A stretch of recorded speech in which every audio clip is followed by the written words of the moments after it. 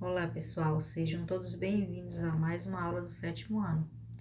Hoje nós vamos fazer uma aula baseada no capítulo 4 do livro de vocês, do volume 2, tá? Da nossa editora Positivo, tá? Nossa editora parceira. E como será? Professora, mas nós já trabalhamos esse capítulo 4, né? Esse capítulo 4 eu vou estar relembrando com vocês, tá? Hoje, porque é de suma importância que nós possamos fixar bem esse conteúdo, porque ele irá nos ajudar a entender melhor os processos e ele também poderá ser utilizado para nosso sistema de avaliação, tá bom? Bom, o espaço rural brasileiro é o título do capítulo 4. Nós trabalhamos a questão da pecuária, né, que são atividades econômicas, também agricultura, mineração, extrativismo, tá? Nós temos a pecuária extensiva e a intensiva. A extensiva é quando o gado ele é criado no pasto, solto, né, livre. E a intensiva ele já é criado em um local mais reservado, vamos dizer assim, dotado de tecnologia para o seu desenvolvimento. É mais voltado também o grande comércio, né? A distribuição do comércio, tá? E aí, no livro de vocês, nós vamos trabalhar da página 3 até a página 28 do livro didático.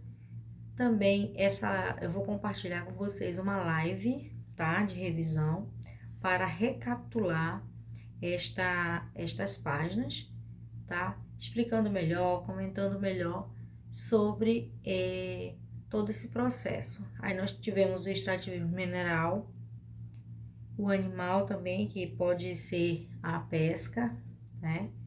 O mineral já está falando, extração dos minerais, ok? E nos vegetais, como por exemplo madeiras, fibras, sementes, né?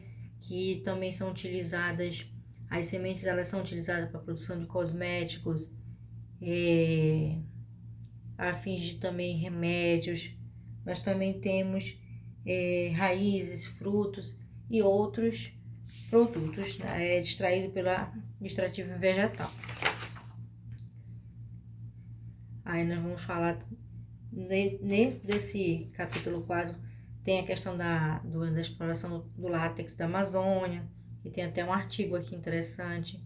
Tem a comunidade dos seringueiros, os ribeirinhos, né? Os quilombos. Tem a questão da pecuária, porque a pecuária e a agricultura, ela já vem como uma atividade bem antiga, né? Desde os primórdios da humanidade, né? Que o homem, ele para buscar seu próprio alimento, ele começou a domesticar os animais, ele entendeu que ele teria esse poder de domesticar os animais, né? E domesticando os animais, por exemplo, eles teriam pontos positivos a seu favor. Antes, essas atividades, tanto pecuária e não só da criação do gado, mas outros animais também, eles surgiram com subsistência e depois já foi para fins comerciais e lucrativos. A agricultura também. A agricultura ela começa de uma forma familiar e aí ela já vai passando para uma agricultura mais industrial, tá? Aí aqui mais para frente nós temos a importância da produção mundial de alimentos, tá? Por que é importante produzir alimentos para exportação e importação, né? Aí a questão da genética, a robótica, o uso da robótica na criação do gado, da pecuária intensiva. Também temos aqui os fatores naturais que influenciam a atividade de agricultura. Por exemplo, os fatores naturais, nós vemos solo, né? Relevo e também nós aprendemos que o clima é muito influenciador nesse processo, né? Na questão da atividade agrícola. Nós também aprendemos que houve uma modernização agrícola dessa atividade. Por quê? Antes, como eu já falei, a agricultura ela era mais voltada à família e ela era uma atividade que era realizada manualmente, sem auxílio de grandes tecnologias. Com o passar do tempo e com a demanda, né, tem aumentado ao longo dos anos, foram criadas técnicas para que pudessem modificar essa atividade, né, para melhorar a produção em grande quantidade, tá bom? Aí mais para frente aqui no livro de vocês, nós temos a questão da reforma agrária, né, que é o sistema de distribuição de terras, tá, de forma igualitária, que no Brasil já ocorre, né, mas existem ainda muitas mudanças que têm que ser feitas, né, para que essa lei e esse sistema de distribuição de terras ele seja realmente eficaz, tá? E aí também vamos pegar o capítulo 5, tá? Até a página 28, que já fala sobre a questão da industrialização, a urbanização, a infraestrutura. A urbanização ela ocorre quando há o movimento de pessoas nos grandes centros urbanos, ou seja, as pessoas vão se alocando em grandes centros urbanos e desenvolvem as suas atividades e a sua vida cotidiana. Dentro da urbanização também vem o processo de êxodo rural, a saída do homem do campo para viver nas cidades. Também aprendemos sobre a questão da industrialização, a produção de bens de bens de consumo, né, através de matéria-prima até o produto final. E a questão da infraestrutura, né? O que é uma metrópole, o que é o setor dos centros urbanos, né? O processo de conurbação também, porque o processo de conurbação ele é quando ocorre áreas urbanas ou mais e se juntam formando uma área urbana só, tá bom? Geralmente ocorre, a conurbação ela ocorre através de crescimentos horizontais, né? E muitas das vezes esse crescimento horizontal ele não ocorre de forma ordenada. Vamos dar um exemplo aqui da nossa cidade, que o crescimento dela foi praticamente todo em construções horizontais. Com o passar do tempo, a especulação imobiliária fez com que os projetos, né, de uma cidade totalmente horizontal mudasse de figura, né? Hoje não é possível verificar em meio à nossa cidade construções verticais também, tá bom?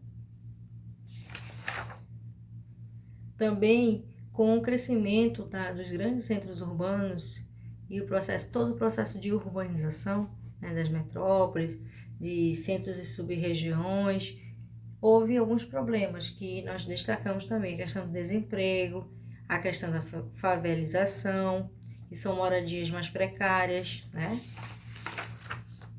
Poluição e as indústrias brasileiras, o processo de indústria brasileira. E aí também em destaque a nossa Zona Franca de Manaus. Ela surge com a necessidade de uma população que vem em busca de melhores qualidades de vida. E aí, ao longo do tempo, se tornou uma atividade essencial, tá? Bom, alguns avisos aqui. A atividade de hoje, vocês vão assistir o vídeo, esse vídeo que eu estou passando para vocês agora, e mais um vídeo complementar, que é uma live de revisão, tá? Que vai trazer essas páginas, uma abordagem mais detalhada. E aí, vocês vão realizar a atividade também. O que será essa atividade? Vocês vão elaborar 20 questões com respostas, fazer um estudo direcionado relacionado a essas páginas, das páginas do capítulo 4 e capítulo 5 do livro didático de vocês, tá bom? E outra coisa, vou também compartilhar com vocês nesse nosso grupo de WhatsApp, né? Nosso trabalho bimestral, tá? Lá eu vou colocar um documento em PDF explicando como será o trabalho bimestral. E a data de entrega eu vou informar posteriormente, porque a coordenação ainda vai passar para nós, professores, principalmente a geografia, história, tá? Posteriormente nós vamos marcar uma data, né? Mas falando da minha geografia, né, da minha disciplina que trabalho, posteriormente eu vou estar informando para vocês através do formato digital mesmo, aqui pelo WhatsApp, tá? Nos nossos próximos encontros, ok? Fiquem atentos às instruções, observem bem as instruções e prestem bastante atenção nos vídeos e nas instruções que nós passamos nas nossas aulas. Por quê? Quando passa alguma informação despercebida, você acaba não se atentando, aí lá na frente você tem dificuldades, tá? Eu sei que esse momento é bem complicado para todos nós, mas tenho fé em Deus que vai logo passar, creio que já está chegando ao fim, né? Oro a Deus para que esse dia chegue e que vocês também voltem para a sala de aula, para suas rotinas diárias, tá? Mas tudo tem um tempo certo, né? Então vamos orar a Deus que Ele entregue tudo no tempo certo dele, na nossa vida. Amém? Obrigado, prestem bastante atenção, tá? E bons estudos.